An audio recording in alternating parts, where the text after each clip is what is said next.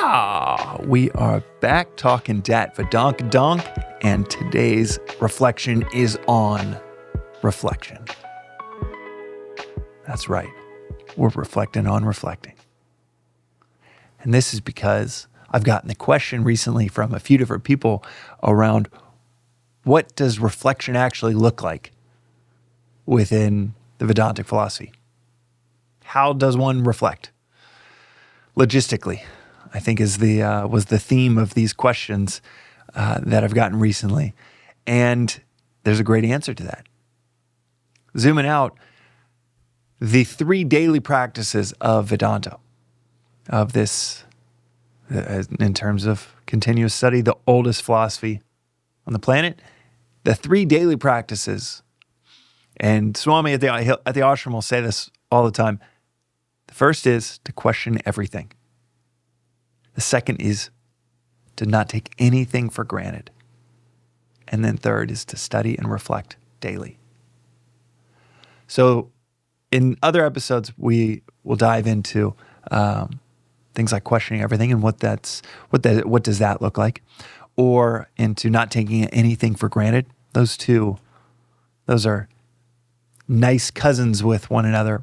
But this third one of study and reflect daily, you could be studying St. Augustine, you could be studying the Gospels, you could be studying the Upanishads that I love reading through early in the morning.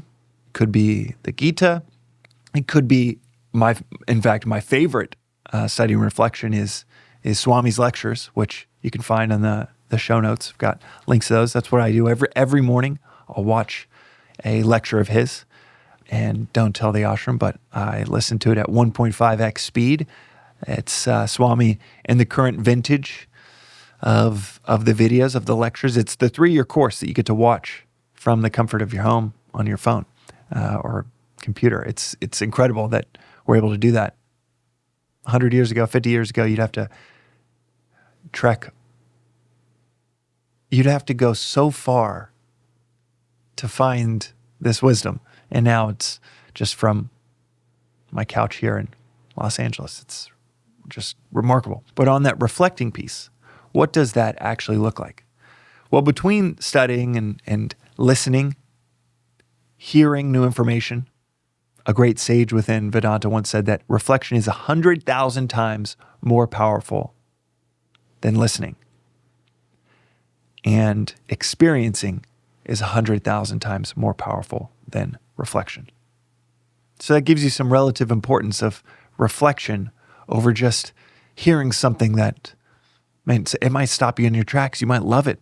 You might double tap something inspiring on Instagram that you thought, wow, that's amazing. You might even send it to a group of 10 friends. But if we don't reflect on it, the next day you'll completely forget. Therefore, reflection is 100,000 times more powerful than listening. So within that study, reflecting on the knowledge is so much more important than just consuming it.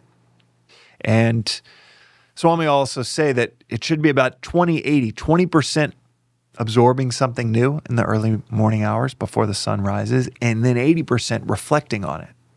So that brings me to this question that I've gotten recently a few times. What does reflection actually look like? Is it just sitting there, looking up, thinking about something? It could be. Reflection here in the West is typically seen as this isolated moment of solitude as you ponder. But Swamiji has actually ranked the best forms of reflection in terms of really, really digesting these philosophical concepts. One way of doing it is sitting quietly and thinking about it. But a more powerful way of reflecting is to write about it. To you yourself, take the objective, make it subjective, and try to transcribe what you have listened to, what you have heard, what you have read.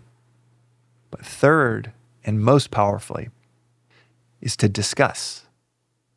Within the right community, satsang, which is the name given to a community in truth, community of other people on the same path as you are, that through discussion, that is the most powerful way to reflect on what has been heard.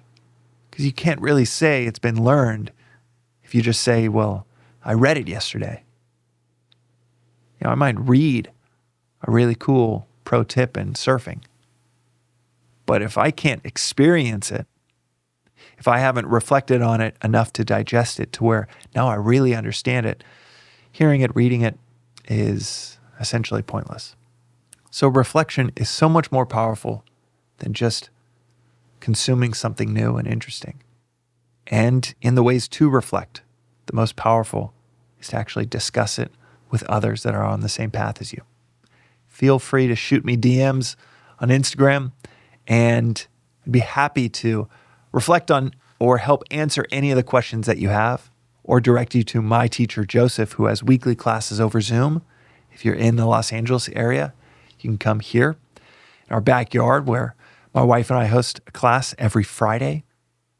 But that form, that medium of reflection, discussion with others, it really forces you to take the objective and make it subjective. So that's today's reflection on reflection. We'll see you next time on the Daily Vedantic.